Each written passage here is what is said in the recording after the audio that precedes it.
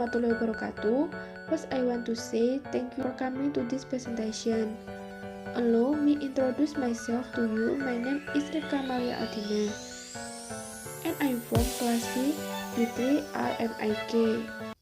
Okay, in this presentation, I will discuss about 5 senses and the organs.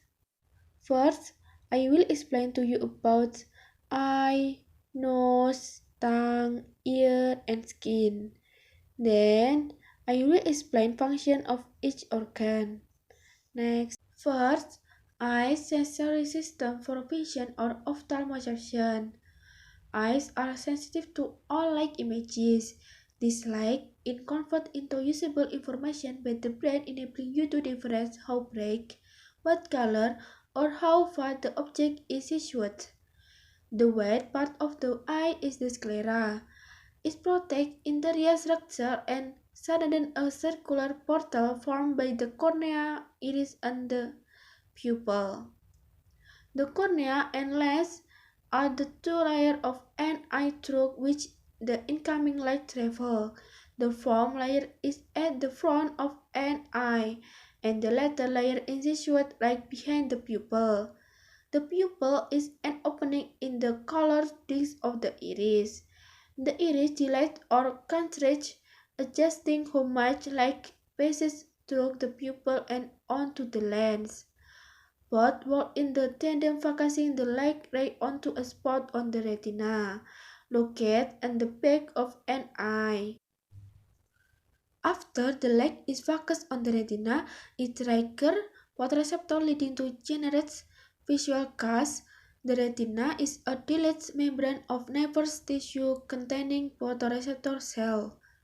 The two kinds of photoreceptor include the following. 1. Rods. These are more sensitive to light as compared to the cones, however, they cannot detect color. 2. Cones. This can detect color. The three types of cones can perceive different color, and that further combine to create the full range of color. The optic nerve carries the signal from the eye to the brain, which interpret them to form visual images.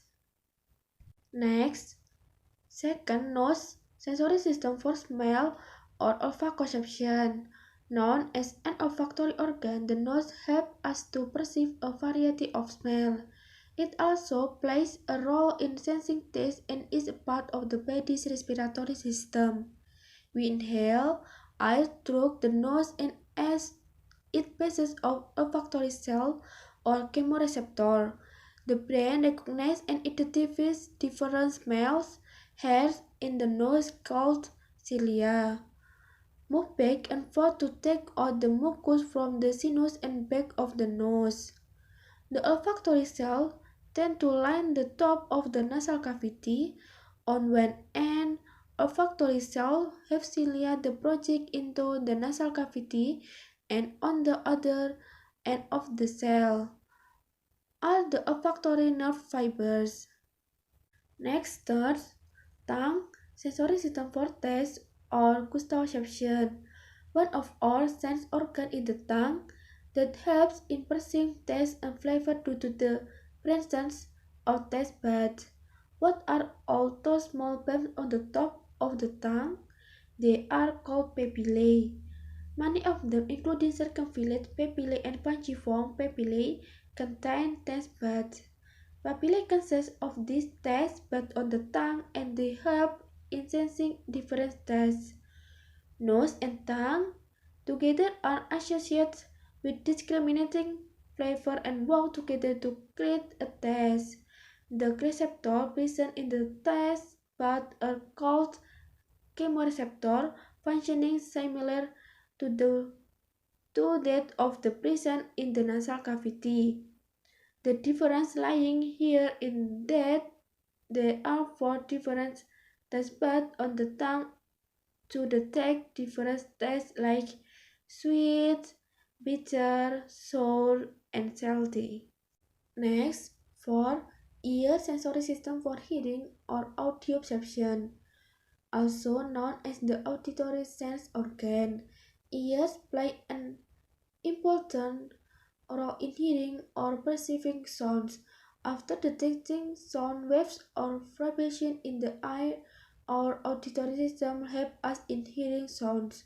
The ear is also important for our sense of balance or equilibrium, as it is known that the vestibular system, also known as the organ of balance, is found inside the inner ear.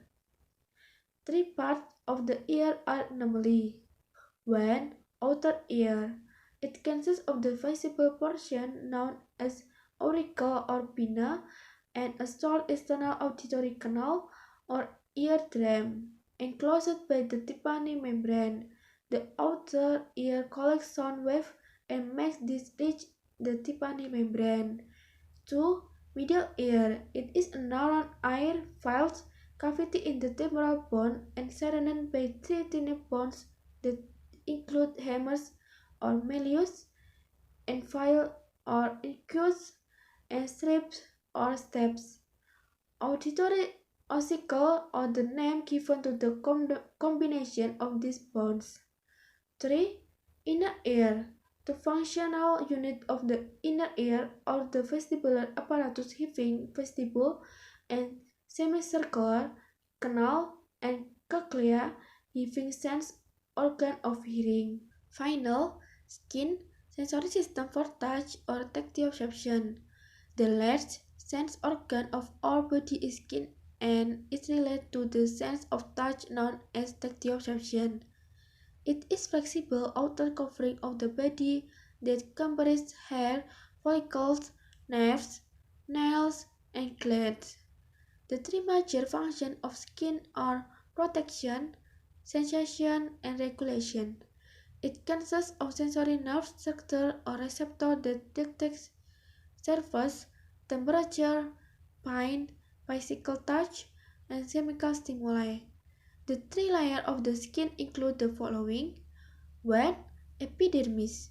It is the outermost layer called keratinocytes that contain a protein called keratin.